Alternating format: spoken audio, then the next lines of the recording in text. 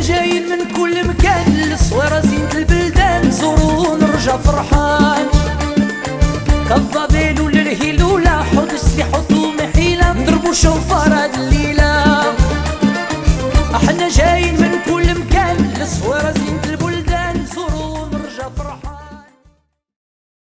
Dans la paracha de Metzora et de la paracha de Tazria, ces deux parachiotes, avec la permission d'Hachem, on parle de l'influence que quelqu'un qui parle de la Shonara, quelqu'un qui parle de la médisance, il faut s'écarter de lui, il faut s'éloigner de lui. Pourquoi? Parce que déjà, la Torah elle dit que celui qui parle de la médisance, il est puni par la tsarat. La tsarat c'est la lèpre.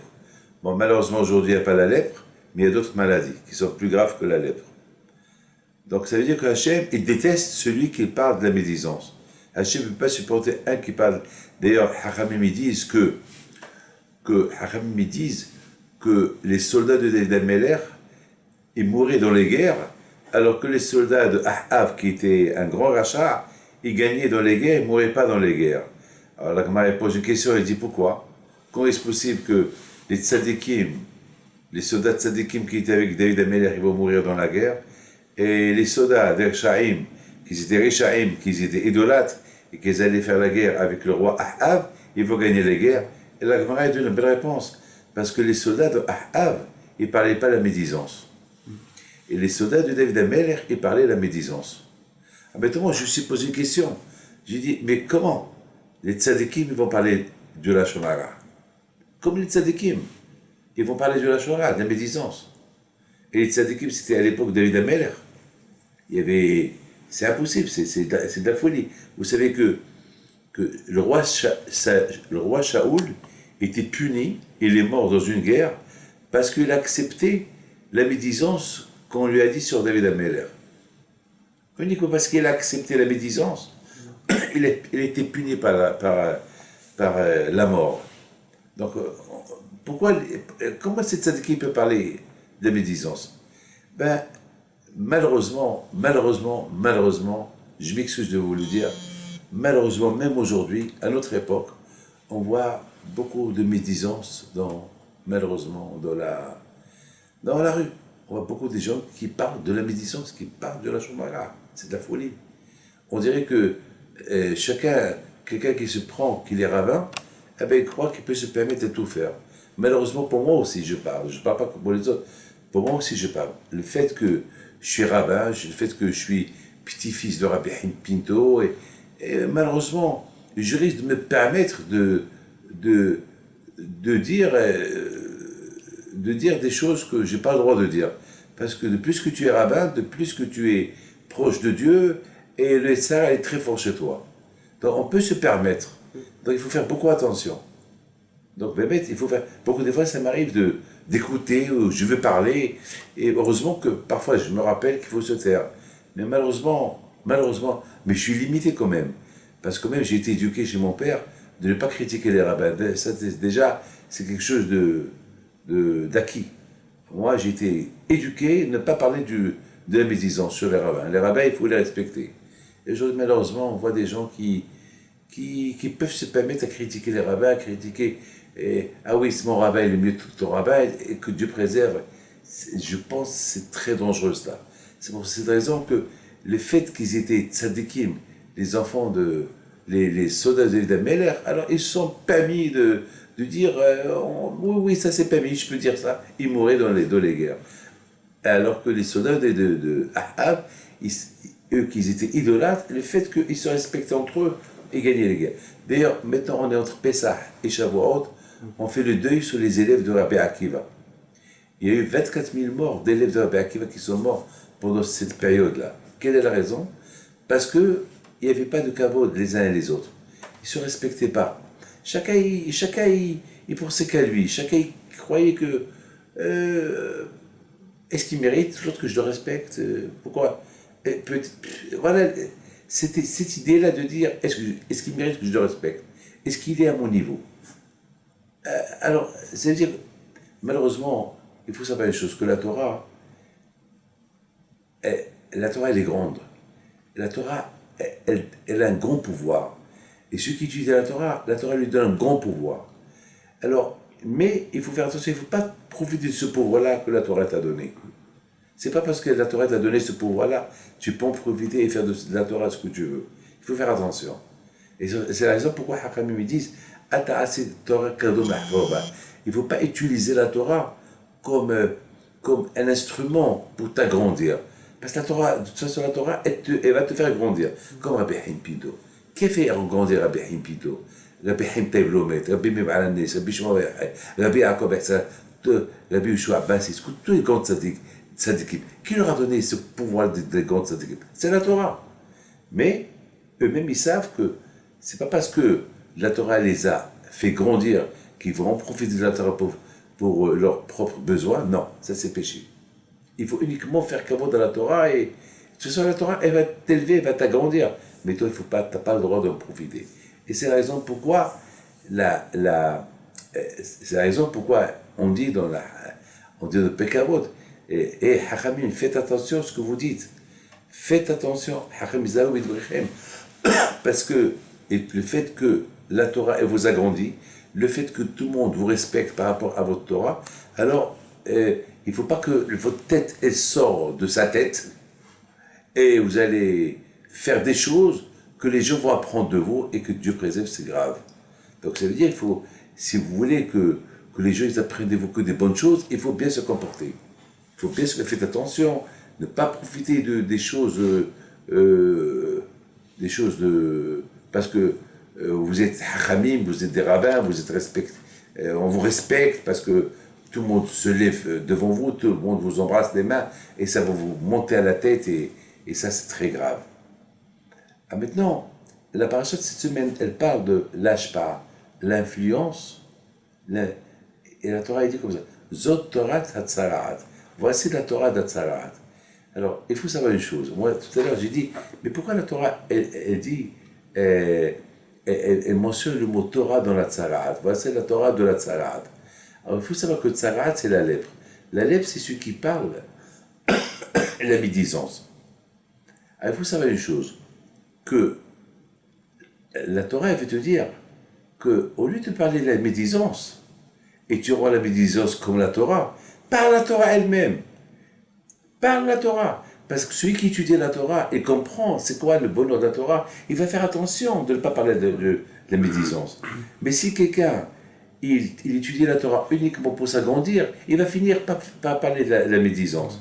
Mais si un homme il étudie la Torah uniquement pour la Torah et qu'il sait que pour étudier la Torah, il faut être humble, il faut être petit, alors la Torah elle va donner l'influence de la Torah, elle va donner une ashpa que jamais il va parler de la médisance. Alors ça veut dire, alors ou tu parles la Torah et tu ne vas pas parler de la médisance, ou tu vas rendre la médisance Torah. Et tu vas te permettre, par rapport à la Torah que tu connais, tu vas te permettre, tu vas dire tu vas te permettre à parler de la médisance. Pourquoi? Parce que tu prends que tu es un Baal Torah, tu es un tzaddik, tu es ceci, tu es cela, et ça va te monter à la tête, et tu vas dire n'importe quoi. Donc c'est la raison pourquoi la Torah dit, fais attention, vous savez, lâche pas, c'est la raison pourquoi on dit que lorsque quelqu'un il a la lèpre, on doit le mettre de côté en quarantaine. Pourquoi? Pourquoi? Parce que le fait qu'il a la lèpre, c'est parce qu'il a parlé de la médisance. À l'époque, c'était ça, la punition de quelqu'un qui critiquait. La médisance, c'est la lèpre. Alors, sa punition, il faut qu'il se mette de côté. Pourquoi? Parce que, mesure par mesure, lorsqu'on critique quelqu'un, tout le monde s'éloigne de ce quelqu'un. Alors, la Torah te dit, toi, tu as causé à ce que tout le monde s'éloigne de ce quelqu'un. Alors, toi, tu vas avoir la lèpre et tu vas être loin de tout le monde. Et pourquoi on le met loin de tout le monde? Parce que le fait de voir un lépreux, ça peut causer, c'est contagieux. Ça veut dire que le fait qu'il a parlé de la Shonara, c'est même son visage, il est interdit de le voir. Alors il faut qu'il va être en dehors du public, et tout le monde sait qu'il est là-bas, et tout le monde va comprendre la gravité de la Shonara. En même temps, il faut savoir une chose, que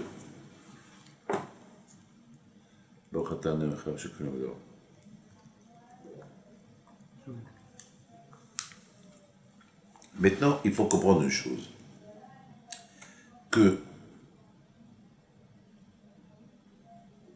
c'est une belle histoire que je vais vous raconter que j'ai vue que c'est écrit dans les prophètes. À l'époque de Ahav, il y avait Élie qui était le prophète. Il a dit à Ahav, arrêtez de faire l'idolâtrie. Vous continuez à faire l'idolâtrie, Hachem, il va arrêter la pluie. Il n'y a pas eu la pluie pendant 3 ans, il y avait la sécheresse en Israël. Et Hachem, une fois, il a dit à Élie, ça suffit. Je ne peux pas punir les Juifs autant. Ils n'ont pas de pluie. Ils sont en train de crever la faim. Alors ça suffit, il faut arrêter tout ça. Il faut maintenant réunir les Juifs et dis-leur que je vais apporter la pluie. Et fais la paix avec le roi Ahav. Donc,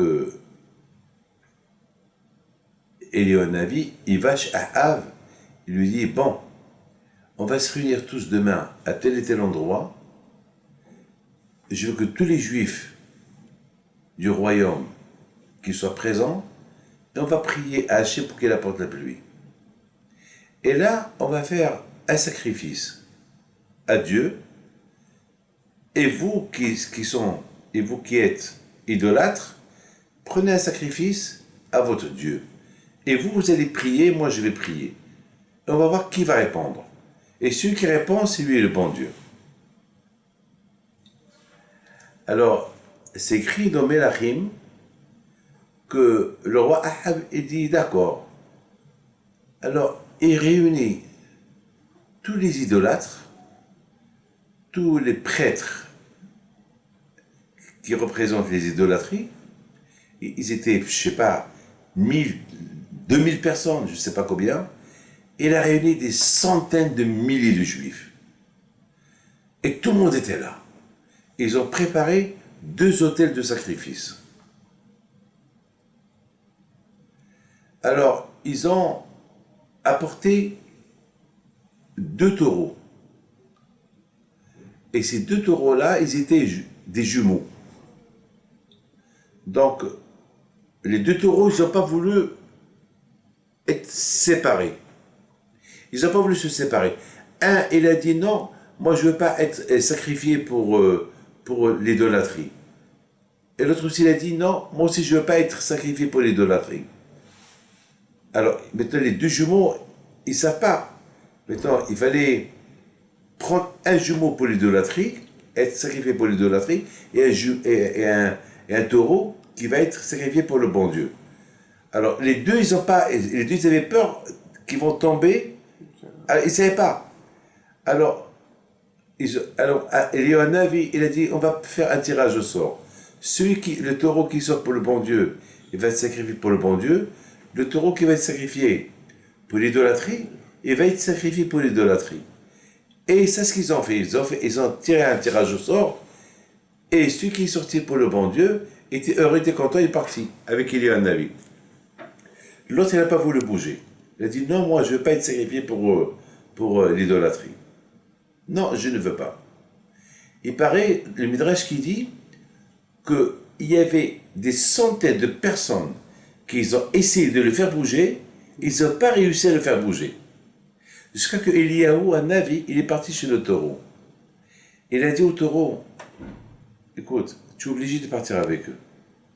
Alors le taureau, il a commencé à dire à Eliyahu, Navi, comment tu veux que je parte avec eux? Mais moi, écoutez, je sais que c'est dur pour vous de me comprendre. Il y a un avis qui parle au taureau et le taureau qui parle à un avis. Vous savez, nos sages, ils disent qu'il y a une discussion, mais nous, on est croyants, nous, on croit. Vous comprenez ce que je veux dire? Écoutez, il se peut qu'il y ait un avis, il connaissait le langage du taureau. Écoutez, Hachem, il a fait, est-ce qu'il y a un avis? Pas un avis, c'est un prophète. Alors Hachem, il a donné la sagesse à l'épaule pour entamer cette conversation. Et il y a un avis, il dit au taureau, tu sais, taureau, tu m'écoutes ce que je te dis. Parce que même si tu vas avec eux, le nom du bon Dieu va être sanctifié. Pourquoi? Parce que le fait qu'ils vont te sacrifier et le feu du ciel ne va pas tomber, alors ça s'appelle que tu as fait ça pour le bon Dieu. Alors le taureau, il a dit à Léonavi, bon, je t'écoute, mais je ne veux pas aller de mon propre gré, à eux de me prendre. Et c'est écrit Vaikro, ils l'ont pris de force, mais il s'est laissé faire. On voit que au départ, ils ont tout fait pour le prendre, ils ne sont pas arrivés à le pousser de là-bas. Alors, vous savez, je me suis posé une question. Je ne comprends pas. Un taureau, il peut être fort comment? Combien il peut être fort? Il paraît qu'il y a eu des centaines qui ont voulu le bouger, ils n'ont pas réussi à le faire bouger de toute sa place. Comment est-ce possible qu'ils n'ont pas réussi? Un taureau, il peut être très très fort, très très fort.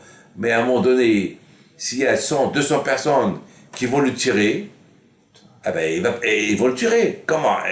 Il n'a pas réussi à bouger pendant à des centaines de personnes. Comment est-ce possible? Même Hercule, même, je sais pas moi, même un homme fort, il est limité. Chacun il est limité. La force, elle est limitée. Ah, comment est-ce possible? Il y a... moi, j'ai pas compris. Ce que moi, j'ai pas compris, c'est que il y a un avis. Il dit aux Juifs, maintenant, on va voir, c'est qui le bon Dieu? Si le feu, il descend pour vous, alors votre Dieu, c'est le bon Dieu. Et s'il ne descend pas le feu pour vous, pour votre sacrifice, donc votre Dieu, c'est pas un Dieu. Donc moi, je vais sacrifier le mien. Et Hachem, il va montrer sa force. Il va envoyer le feu. Donc c'est Hachem, le bon Dieu. Alors, mais il y a ici une question. Il y a une autre question maintenant. Je vous ai posé une question. Maintenant, il y a une autre question. L'autre question est, comment il y a un avis, on dirait qu'il leur donne l'espoir que leur Dieu, c'est un Dieu. Moi, je pense qu'il y a un avis, il devait... Pourquoi il y a un avis? Il a fallu qu'il leur dit, on va apporter 2 sacrifices, vous allez sacrifier un, moi je vais sacrifier un, et on va voir qui va répondre. Il y a un ami, il aurait dû dire, écoutez, moi je vais demander à Kajro qu'il apporte le feu, c'est tout. Ouais, je vais vous prouver qu'il y a Dieu, il va prendre un sacrifice, il va prendre un taureau, puis après qu'il apporte 2 taureaux, il prend un seul taureau, et il va dire à Kajro, Hachem, voilà, je sacrifie ça pour toi, parce que vous savez, à l'époque, un sacrifice, on le brûlait. Hachem, je te demande d'envoyer ton feu. Et on va voir le feu qui descend du ciel. C'est tout.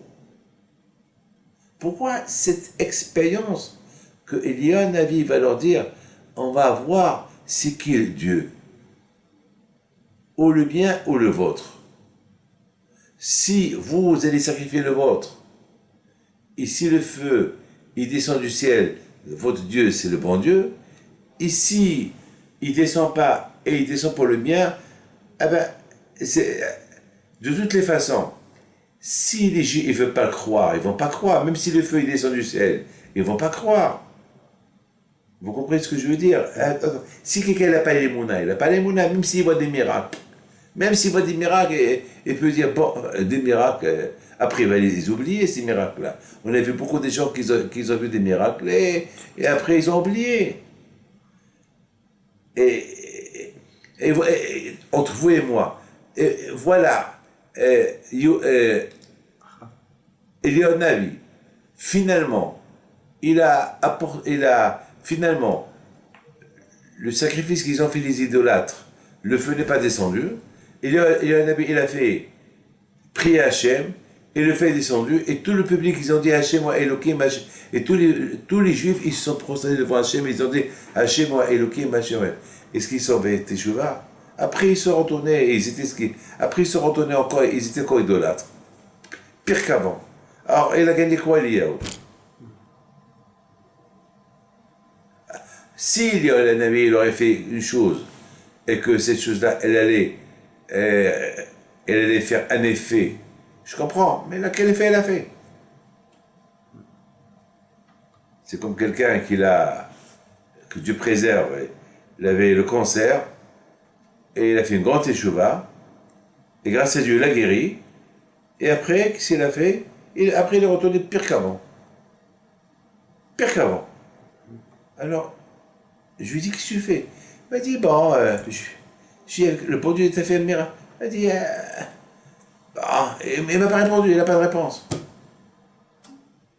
Alors, on a gagné quoi? Maintenant, on a posé 3 questions. Alors, on les répète en 2 mots. Première question, comment est-ce possible que ce taureau qui était destiné pour les idolâtres, Il avait les forces. et il avait d'où cette force elle est venue? Première question. Deuxième question, pourquoi Élie leur a donné la chance pour sacrifier un sacrifice pour leur idolâtrie? Et on dirait qu'il leur donne l'espoir, on va voir c'est qui le fort, le tien, le mien. Troisième chose, même Élie, pourquoi il devait faire ce sacrifice pour le bon Dieu, pour leur montrer que Hachem c'est le Dieu, le fait que le feu est descendu du ciel. Et quel effet il a fait sur les bénis Israël? Si ils ont fait une grande teshuva pour la vie, je comprends. Mais quel teshuva ils ont fait? Alors mes amis, j'ai réfléchi à quelque chose d'extraordinaire. J'ai réfléchi comme ça. J'ai réfléchi que combien c'est important, même pendant 1 minute, de voir et de croire dans l'existence de Akadosh Baruch Hu. Ça vaut la peine de faire des miracles. Et Léon Navi, il n'avait pas besoin d'apporter 2 taureaux à sacrifier, un pour l'idolâtrie que eux ils vont sacrifier et un que lui va sacrifier pour le bon Dieu. Non. Si lui il a fait ça, il a voulu simplement montrer, donner aux Israël qu'ils étaient loin de l'idée de croire en Dieu, moins que pendant 1 minute, qu'ils goûtent ce qu'est Hachem. Ça vaut la peine. Parce qu'on ne peut pas savoir. Bien sûr, l'effet de cette minute-là, il va rester dans leur cerveau tout le temps. Et peut-être un jour, ils vont faire teshuva. On a vu comment Akadosh Baruch Hu nous a fait il nous donne des chances. Akadosh Baruch Hu, beaucoup de fois, il nous envoie des messages. Il nous envoie des messages. Même que Hachem sait qu'avec tous ces messages qu'il nous envoie, on ne va pas faire une grande pénitence. Mais quand même, Hachem, il dit, il laisse la porte ouverte. Il dit peut-être. 1 minute de sentir l'existence d'Hachem, elle peut être importante. Peut-être pas maintenant, peut-être demain, elle va faire un effet, peut-être elle ne va pas faire d'effet sur toi aujourd'hui, peut-être sur tes enfants. Tes enfants, ils vont se rappeler l'histoire du miracle que leurs parents ont vu. Peut-être ça va faire un effet sur eux. Regardez l'histoire de la sortie de l'Égypte. On n'a pas vu. On n'a pas vu le miracle de la sortie de l'Égypte, mais elle fait un effet sur nous. Vous voyez, elle fait un effet sur nous, même qu'on n'a rien vu, mais elle fait un effet. Cette histoire-là, qu'elle va de père en fils, elle fait des effets. Elle a une influence. Comme que Dieu préserve, il faut s'éloigner d'un rachat, d'un mauvais voisin, pour ne pas avoir l'influence de lui. Comme ça, il faut s'approcher à un sadique pour avoir l'influence de lui. L'influence d'une minute, elle peut faire un effet. Une mauvaise influence aussi peut faire un effet. Moi, je connais des gens qui étaient bien, parce qu'ils ont fréquenté des amis, des copains pas bien. L'influence a fait d'une manière qu'ils sont tombés. C'est la raison pourquoi Eliyahu Navi, il a voulu que Am Israël, le peuple juif, ils voient ce miracle-là. Même que peut-être, même s'ils vont croire en 1 minute qu'il y a Dieu. C'est pour ça qu'il leur a dit, écoutez, moi je vais sacrifier un sacrifice, le mien, à Dieu. Vous allez sacrifier à votre Dieu. Après, pourquoi tu leur donnes cette chance-là? Pour mieux affirmer que Dieu il est le seul, il fallait qu'eux aussi ils font le sacrifice à leur idolâtrie, pour qu'eux-mêmes ils voient qu'il n'y a rien dans leur idolâtrie, pour qu'ils voient le miracle que lui il va faire ça va jouer. Écoutez, on a vu comment ça s'appelle dans la... Lorsque les Juifs ils étaient en Égypte, on a vu qu'Hachem il a dit au Bnei Israël de prendre le jour qu'ils quittent l'Égypte, qu'ils prennent le dieu égyptien qu'il était l'agneau, parce que les Égyptiens à l'époque, ils vénéraient l'agneau comme Dieu, et vous allez l'égorger. Hachem, il a mis les Juifs en danger. Mais Hachem, il leur a dit, écoutez, si vous croyez en moi, alors il faut égorger ce Dieu égyptien qui n'est rien du tout. Parce que demain, vous allez dire, ouais, on croit en Dieu, mais on croit aussi dans le Dieu égyptien. Ah, maintenant, il faut choisir, ou moi ou lui, ou moi ou Paro. Même Hachem, il a mis les Juifs dans cette situation-là. Donc les Juifs, qu'ils ont fait les Juifs, ils ont pris l'agneau égyptien, puisqu'ils croyaient en Dieu, ils l'ont égorgé. C'était important pour Hachem, pour que les Juifs eux-mêmes, ils voient que le Dieu égyptien, il n'est rien du tout. C'était rien, c'est avec un agneau. C'est avec de l'idolâtrie. Donc c'était important pour... Il y en avait aussi, pour qu'ils montrent au Bnei Israël que le Dieu qu'eux ils vénèrent, c'est rien du tout. Il faut que ça soit un impact.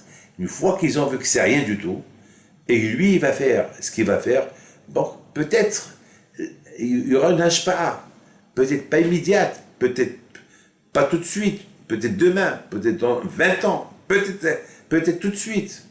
Et c'est la raison pourquoi Hachem, il a donné au Bnei Israël cette chance-là de faire eux le sacrifice, et lui il fait le sacrifice à Dieu, et ils ont tous vu que eux, leur Dieu, ne les a pas répondus, et il y a un ami lorsqu'il a prié, tout le monde a vu l'auréole d'Hachem qui descend, le feu d'Hachem qui descend, et tout le monde se sont prosternés devant Akadosh Baruch Hu. Ils ont dit, il n'y a que Dieu, il n'y a que Dieu. Malgré tout, malheureusement, ça n'a pas tenu, mais l'histoire, elle est restée. Nous, on raconte cette histoire-là. Nous, on comprend. Le plus important, c'est l'effet. L'effet des miracles que Dieu y fait, parfois, il peut faire son effet sur la personne tout de suite, parfois pas tout de suite, parfois plus tard. Et même si ça fait l'effet sur lui maintenant, après, demain, il va l'oublier, mais il se peut qu'il va le récupérer encore, on ne sait jamais. Mais dans toute cette force, maintenant on a répondu 2 questions. La troisième question, d'où cette force elle est venue à ce taureau, de ne pas bouger devant tout le monde? Eh ben, c'est l'influence de la Kedusha, de l'atmosphère qu'il y avait en ce moment-là. En ce moment-là, il y avait tellement une présence de sainteté que Hachem il va apparaître, puisque c'est ce qu'il a dit il y a un avis, Hachem il va apparaître. Ça a donné une force au taureau de ne pas bouger. Alors si un taureau, un animal, il a eu cette force divine, spirituelle pour ne pas bouger, alors pour cette raison que les Juifs, ils devaient être au moins comme lui. On avait le contraire. Lui, il a réussi à résister à cause la sainteté qu'il y avait pendant ces moments-là, mais les Juifs, tellement qu'ils étaient des grands idolâtres, c'était pas facile pour eux de se détacher de leur idolâtrie. Moi, j'ai vu quelqu'un, avant de mourir, il avait de l'argent dans ses mains. Et j'ai essayé de lui enlever de ses mains, il fermait ses mains. Il ne voulait pas. C'était un monsieur qui adorait l'argent.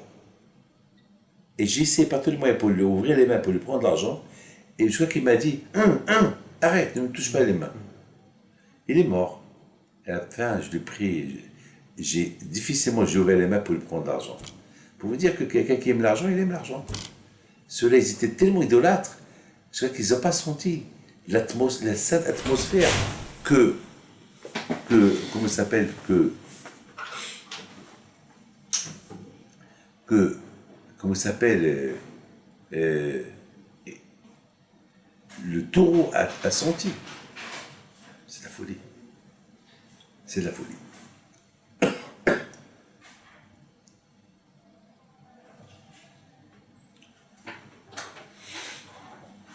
On va rapoter, mes amis. Il y a quelque chose que je voudrais vous dire. On a vu, on raconte une histoire sur la Pinhas ben Yair. La Pinhas ben Yair, c'était le beau-père de Rabbi Shimon bar Yochai. Lorsqu'ils ont volé son âne, il y a des voleurs qui ont volé son âne. Et les voleurs, ils ont donné la paille à l'âne de Rabbi Pinhas ben Yair, et l'âne, il n'a pas voulu manger. Pourquoi? Parce que la paille était volée. Alors, Hachamim, les voleurs, qu'est-ce qu'ils ont fait? Ils ont pris l'âne et l'ont rendu à Rabbi Pinhas ben Yair. Et il a commencé à crier à la porte de la maison. Et Rabbi Pinhas ben Yair dit à sa femme, hé, ma femme, lève-toi, parce que l'âne, il doit avoir faim. Certainement, il n'a pas mangé pendant 3 jours. Et c'est ce qui s'est passé. Il n'a pas mangé pendant 3 jours. C'est-à-dire que l'âne de Rabbi Pinhas ben Yair tellement qu'il était influencé par la sainteté de son propriétaire, Rabbi Pinhas ben Yair, qu'il mangeait que du kasher, que même les choses qui n'étaient pas kasher, il les a pas mangées. C'est de la folie. Ce que Hachamim, ils ont dit, est-ce que nous, les êtres humains, on peut être aussi grand que l'âne de Rabbi Pinhas ben Yair? Non, on ne fait pas attention à ce qu'on mange, on ne fait pas attention à ce qu'on dit, et l'âne de Rabbi Pinhas ben Yair fait attention à ce qu'il mange. Alors on n'arrive même pas à sa cheville. C'est de la folie, ça. Là aussi, ça ce qu'on comprend, que le taureau qui était désigné pour être sacrifié pour l'idolâtrie, il n'a pas voulu bouger de sa place. Il a fallu que Eliyahu Navi, il lui dit, va avec eux, suis-les, parce que le nom d'Hachem va être sanctifié par toi, le fait que le feu ne va pas descendre pour leur idolâtrie. Donc, tu fais ça pour Hachem. C'est-à-dire, il y avait tellement de kdusha que même le taureau, il n'a pas voulu bouger. Alors, malgré tout, le taureau, il a dit à Eliyahu Navi, malgré tout, je ne veux pas y aller de mon propre gré. S'ils veulent me prendre, qu'ils me prennent. Moi, je peux pas aller me sacrifier. Je peux pas donner je peux pas leur montrer que je veux qu'ils comprennent que je suis pas d'accord avec eux, que je n'y crois pas à leur idolâtrie. Un taureau. C'est la folie. C'est la folie. De là, vous apprenez. C'est de la folie. C'est de la folie. C'est la folie. C'est la folie. Mes amis, entre vous et moi, et j'ai vu dans le Sévivot qui dit que même que Eliyahu Navi, il a promis au taureau que le nom d'Hachem va être sanctifié en toi, si tu vas avec eux, malgré tout, il ne voulait pas y aller. Il ne voulait pas y aller. Parce que le taureau, il a dit, quoi, je vais me donner pour l'arbre d'Azara. Le Beth Lévi, il explique, il dit que le taureau, il a dit quoi, je peux tout accepter, mais je ne peux pas accepter pour que je vais être sacrifié pour l'idolâtrie, je ne peux pas. Bon, jusqu'à qu'il leur a dit, alors prenez-moi de force, je ne peux pas. Mais il s'est laissé faire. Au départ, il ne s'est pas laissé faire, ils n'ont pas réussi à le prendre, et après il a dit, il s'est laissé faire. Mais il s'est laissé faire, mais sans aller lui-même par ses propres moyens. Oui, c'était eux qui l'ont pris. Mes amis, le Sava Menovhadok, Alav Shalom, il dit combien un homme, il ne doit pas vivre dans la contradiction. Que d'un côté, il veut être un bon juif, et de l'autre côté, il ne veut pas être un bon juif. C'est impossible. Alors, il explique, il dit, on apprend ça du taureau. On a vu que ce taureau-là, vraiment, il s'est dit, il a dit à Eliyahu Navi, dis-moi, si tu veux que si tu veux que je suis sacrifié pour l'idolâtrie, alors comment tu peux me dire que je vais sanctifier le nom de Dieu par ce geste-là? C'est impossible. Alors, ça, vous comprenez, le taureau, il dit à Eliyahu Navi, Eliyahu, tu dis que si je vais avec eux, je vais sanctifier le nom de Dieu. Comment je vais sanctifier le nom de Dieu et de l'autre côté, je vais faire et ça va être pour la Avodah Zara, pour l'idolâtrie. Et sur ce, le Sava, il explique, il dit, un juif, il peut pas dire je suis religieux, il fait Shabbat, et il mange taref. Tu ne peux pas être comme ça, tu ne peux pas vivre dans la contradiction. On apprend ça du taureau. Le taureau, il a dit à Lionel, je ne peux pas vivre dans la contradiction. Que d'un côté, tu me dis que je les suis pour être sanctifié, pour être, en allant avec eux, je vais sanctifier le nom du bon Dieu, et je vais être égorgé pour la Avodah Zara. Il faut que je choisis aussi pour la Avodah Zara, l'idolâtrie, je suis pour le bon Dieu. Là, tu me dis, je suis pour le bon Dieu et pour la Avodah Zara, c'est pas possible. Mais c'est de la folie, ça. Ça, des choses qu'on apprend, des choses terribles. Des choses terribles. Mes amis, je voudrais simplement terminer avec une phrase que je voudrais vous dire. Lorsque les Juifs, ils ont fait le veau d'or, alors je vous pose une question. L'or, il sait que c'est Hachem son créateur. Alors pourquoi l'or est devenu idolâtrie? Je ne comprends pas. Il y avait le mont Sinaï, il y a Hachem présent, et il y avait la présence d'Hachem, et les Juifs, ils ont pris l'or, ils l'ont mis dans une bassine, ils l'ont fondu, et un veau est sorti. Un veau d'or est sorti. Je ne comprends pas. Comment l'or, il s'est permis lui-même de devenir l'idolâtrie à côté du Hakadosh Baruch Hu. L'or, il sait qui est Hachem. L'or lui-même, il sait que le bon Dieu, c'est le... Je viens de vous raconter maintenant l'histoire des taureaux qui partent, des taureaux qui veulent pas vivre en contradiction avec eux-mêmes. Comment ce taureau-là, il a vécu en contradiction? D'un côté, il sait que c'est le bon Dieu créateur, de l'autre côté, il est sorti de lui un veau que les Juifs, ils vont le vénérer. C'est une question que je me pose c'est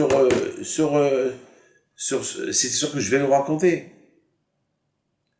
Alors, je pense que pourquoi l'or, il s'est permis de devenir un veau et idolâtrie, parce que Moshe Rabbeinu à ce moment-là était en train d'étudier la Torah avec Moshe Rabbeinu.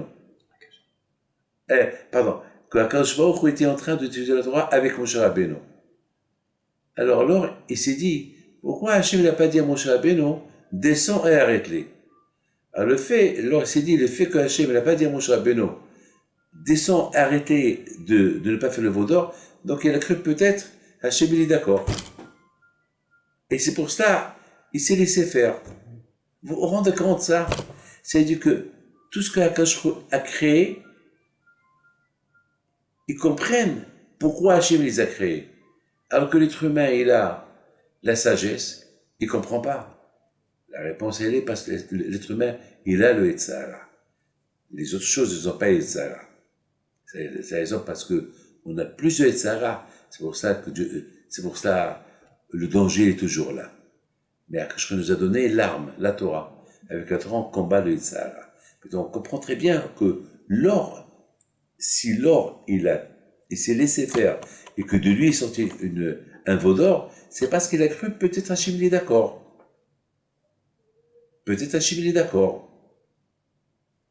Parce que la preuve qu'Hachem il n'a pas arrêté. Qu'Hachem n'a pas dit à Moshe Rabbeinu, avant qu'ils font le veau d'or, descends, arrête-les.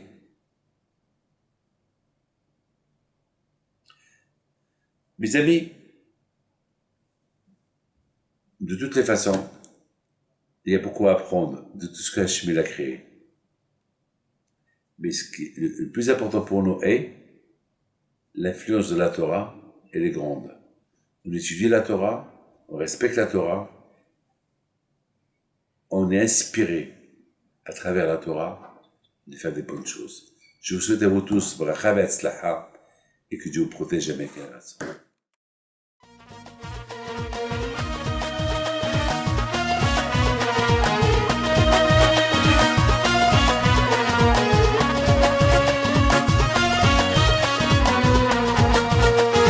Non tu ya nazartu نايم بينتو وقف لنا زي خو